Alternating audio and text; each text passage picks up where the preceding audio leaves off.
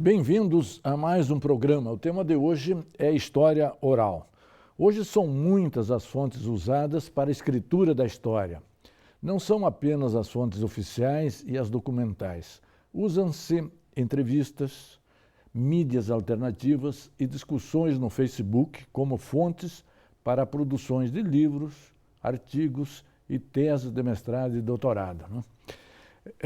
Hoje vamos dar destaque nesse programa à história oral, tendo como entrevistado um especialista que se destacou na introdução dessa nova sistemática de pesquisa no país, né? O nosso convidado é o professor José Carlos Sebe Bon Meyri, historiador, ex-professor da USP e atual professor da Unigran Rio. Bem-vindo, professor, é um grande prazer tê-lo aqui para debater um tema tão interessante. Obrigado, para mim também é um prazer grande, em particular poder discutir alguma coisa que passa a ser de interesse amplo. Perfeito. Como o desenvolvimento da história oral se deu no Brasil? É uma nova sistemática de pesquisa que veio para ficar, professor? Veio para ficar, aliás, já está instalada com bastante lugares onde se desenvolvem pesquisas nessa área. No Brasil, como em grande parte da América Latina, esse processo demorou para chegar devido a processos ditatoriais, não é? A história oral é uma expressão altamente democrática, claro, onde o direito de falar é algo inerente à produção do conhecimento. E, no caso de países latino-americanos, Chile, Argentina, Uruguai, Brasil, nós tivemos um certo retardo na chegada do desenvolvimento, mas quando chegou, logo foi muito bem acolhido, como inclusive uma manifestação política, da abertura política e, de certa forma, hoje nós temos o Brasil como um dos países de maior número de adeptos de história oral. Perfeito. Onde que ela começa como, digamos, fonte histórica, professor? Pois é, essa história também é bastante interessante. Acabada a Segunda Guerra Mundial nos Estados Unidos, havia toda uma transformação da sociedade com papéis sociais. A mulher que tinha, durante a guerra, exercido profissões que antes eram dos homens. Aí os homens voltaram, muitos deles com problemas físicos e mentais, inclusive. Sim. E toda essa convulsão acabou levando a uma perplexidade. Bem, como vamos registrar isto? E, nesta ocasião, o rádio tinha uma influência bastante grande, e as pessoas começaram a frequentar rádios, buscando parentes onde estavam e narrando as próprias histórias. A Universidade de Columbia, em Nova York, tomou a iniciativa de captar essas histórias e promover uma espécie de arquivo contando estas experiências. E, a partir disto, foi se exigindo um substancial teórico que garantisse determinadas formas de apreensão e até de arquivamento dessas histórias. Isto foi ganhando fôlego no momento em que o gravador, a filmadora já estavam à disposição de uma nova forma de registro. Podemos dizer que a história oral compete e, num certo sentido, prolonga o trabalho da imprensa, então, professor? Claro, ela começa pela imprensa, não é, mas ganha um caminho próprio, não é?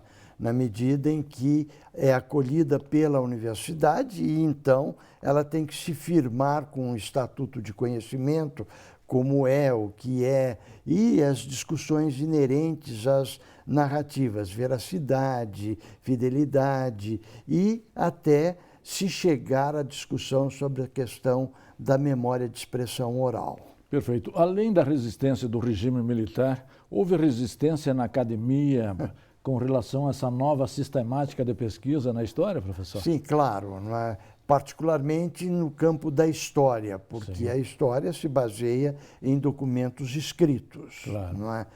Ou se baseava, pelo menos, numa certa referenciação sempre de arquivos, de documentos guardados em museus, e quanto mais raro o documento, maior era A preciosidade da fonte, né? a expectativa, não é? Sim. E, de repente, chega uma outra proposta que vai não só dialogar, mas vai empurrar um pouco a questionamentos sobre a ficcionalidade da história e, evidentemente, houve muita resistência. Houve também a resistência, história como ciência, diferente da memória, professor? Sim, claro. Não é? Quer dizer, hoje a gente relativiza muito a questão da cientificidade da história, não vemos mais a história como uma ciência, ou pelo menos uma ciência nos moldes positivistas, mas a memória acabou ganhando, por sua vez,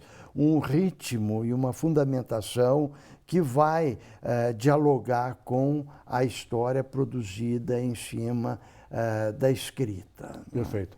Outro ponto, talvez de distinção, seja a história propriamente dita, os trabalhos de história e as biografias.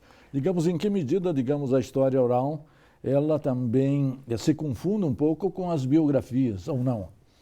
Não, eu não diria que se confunde com as biografias, ainda que ela tenha uma inspiração sempre biográfica do entrevistado, na medida em que ela busca algo que vai provocar um pouco o estatuto histórico, historiográfico, de um modo geral, que antes estava preocupado com as estruturas, com os grandes números, e a história oral vai muito mais pela valorização dos indivíduos, do narrador da história.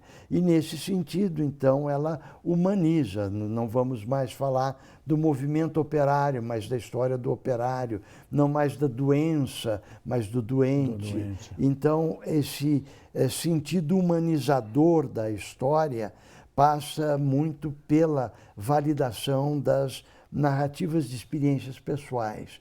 E uma das formas de fazer história oral é através da história oral de vida, e a história oral de vida tem essa inspiração biográfica. Nesse sentido, a história não perde um pouco da sua objetividade e vira um pouco histórias da subjetividade? Mas esse será tema do nosso segundo bloco. Um instante só, voltaremos já. Interconexão Brasil. Oferecimento: Sindicato dos Professores da UFMG.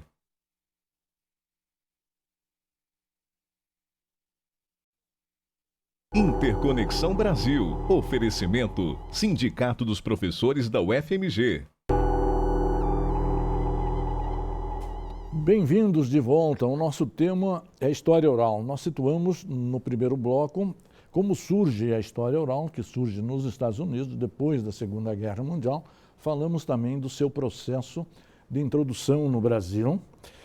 Comparamos também a história oral com biografias e também já deixamos no ar o tema do segundo bloco, que é o contraponto entre a história objetiva e a história oral, que seria a história das subjetividades. Como relacionar essas duas concepções da história, professor? Bem, a história convencional, ela tende a uma busca de certa objetividade, ainda que abrigue também a contradição do alcance objetivo do conhecimento. Perfeito. A história oral, por sua vez, ela tem como base a questão subjetiva. Os dados, digamos, objetivos podem ser procurados em documentos de uma maneira geral, mas a subjetividade narrativa, a construção do argumento, como ele é exposto à performance, exige sempre uma dimensão subjetiva que é, de certa forma, a contribuição que a história oral pode apresentar para se estudar um pouco o comportamento, não apenas na sua manifestação externa, mas nos móveis pessoais que levam a determinados procedimentos. Outro contraponto que me ocorreu aqui é a história oral e literatura. Como distinguir e como se complementam, professor? Claro, veja, nós estamos pensando um pouco na história oral como uma ficção de si próprio, não é? Onde o narrador acaba construindo a própria trajetória num processo de seleção de fatos que quer colocar, juntar para se apresentar. A literatura, por sua vez, vai pegar muito mais as questões do contexto geral e cruzar personagens, promovendo uma ficção muito mais ampla do que a história oral acaba possibilitando, não é? Perfeito. O senhor, além de ser um professor e um pesquisador que tem escrito sobre a história oral, tem produzido muitos livros com base na história oral. Um deles é A Revolução Possível, História Oral de Soldados Brasileiros na Guerra Civil Espanhola. Quem eram esses soldados, professor? Bem, o fundamento deste trabalho é exatamente localizar alguma forma de lapso na historiografia de um modo geral, e verificar como é que, através de entrevistas com pessoas vivas, nós podemos retomar alguns temas gerais da historiografia. E, nesse caso, eu estava bastante preocupado, na ocasião, com o apagamento de uma esquerda militar. Sim. E, evidentemente, em contato com personagens como Apolônio de Carvalho, que foi um dos clássicos brasileiros que, enfim, com uma militante do PCB e depois fundador do PT, não é isso, professor? Que com uma vida de quase 100 anos, não é? Eu comecei com uma série de entrevistas vendo exatamente qual teria sido o percurso desses brasileiros de esquerda, sua formação desde a raiz, não é? Até chegar a um ponto de tomar uma decisão de lutar numa guerra que não era exatamente a nossa, que é a Guerra Civil Espanhola, e como é que a historiografia tinha, de certa forma, apagado essas referências. Aqui e ali um outro historiador mencionava, mas não dava dimensão vivencial desse grupo. Então, eu me dediquei, foram 12 anos de trabalho, né, para conseguir entrevistar, juntar e publicar esse livro. A Guerra Espanhola é de 1936 a 1939, quer dizer, o grande período era do Estado Novo. Esse pessoal que lutou na Guerra Espanhola também participou da Coluna Prestes, professor? Pois é, muitos deles vieram exatamente desse clima, e a figura do Prestes é fundamental porque quando eles foram presos em 1935, não é? Eles foram presos juntos com Prestes. Então, houve ali na cadeia um grande laboratório de troca de fundamentações e de aptidões políticas e de formação de comprometimento partidário ideológico, né? Então, a figura do Prestes na cadeia, exatamente decorrente de toda a movimentação que vem desde a Coluna, foi vital para a formação ideológica desse grupo. O título é Revolução Possível. Esses brasileiros que se engajaram nessa Revolução Espanhola estavam exatamente lutando pela implantação do socialismo. Era isso? Era isso. Ou era um projeto de cidadania mais democrática? Não, bem, de cidadania mais democrática, certamente. Mas dentro desse projeto que era o projeto de 1935, não é? Da grande manifestação de uma revolução no Brasil. Tinha ocorrido já na França e também no Chile. Então, com esse mesmo vigor, os militares brasileiros pretendiam uma revolução que não foi possível aqui. Então, eles vão fazer a revolução na Espanha. Perfeito. Quem lê, por exemplo, a biografia de Getúlio percebe que talvez uma das únicas pessoas que resistiu aos encantos, ao charme do Getúlio Vargas foi exatamente Prestes, que nunca aceitou, num certo sentido, apoiá-lo, sempre teve uma posição de oposição a Getúlio, né? Com alguns lances partidários que, em determinados momentos, sugeriam alguma forma de diálogo. Sim. Né? Ou então, depois, talvez uma aproximação mais depois da redemocratização finalizada a guerra. Mas nós voltamos no segundo bloco, explorando mais outros livros, outras produções na área da história oral. Um instante só, voltaremos já. Interconexão Brasil. Oferecimento: Sindicato dos Professores da UFMG.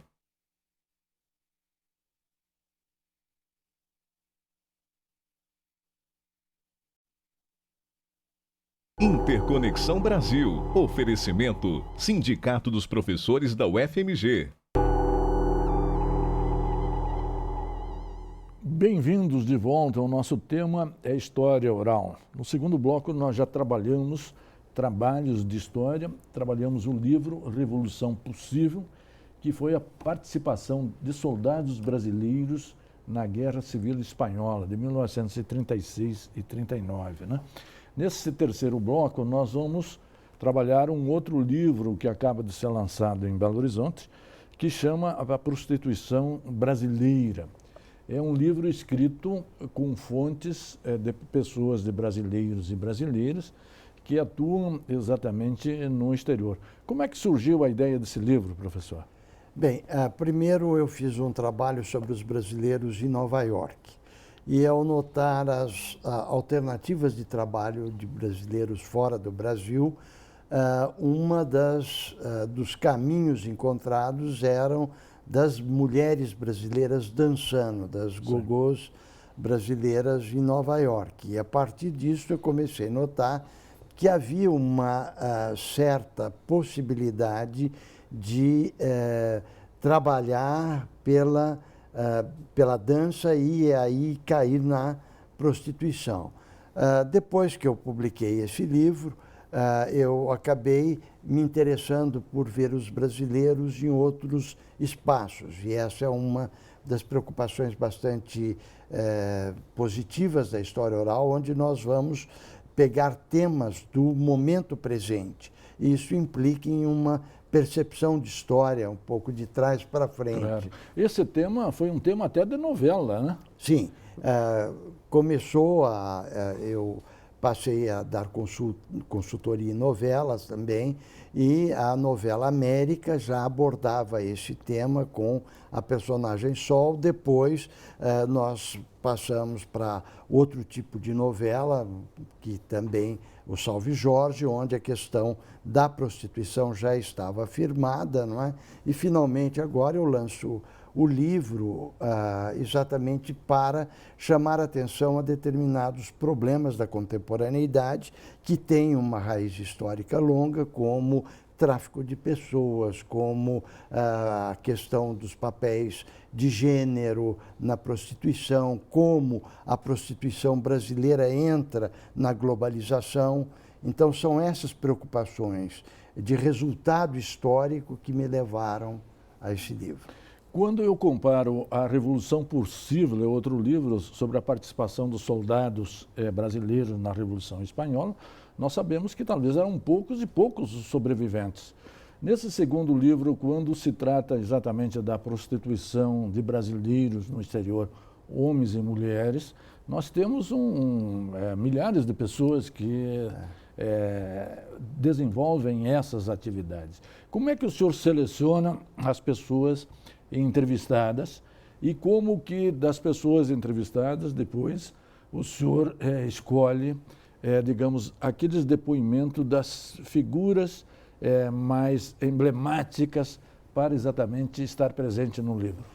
Na realidade, nós estamos falando de um número bastante expressivo e muito pouco explorado no Brasil, porque nós não queremos nos ver numa situação pessimista, negativa, frente ao mundo. Então, claro, nós pensamos que o problema não existe. E temos uma posição defensiva, né? Estamos falando de 75 mil brasileiros e brasileiras se prostituindo fora do Brasil, nos Estados Unidos e na Europa, não é? E agora também já temos informações sobre procedimentos na África e na Ásia.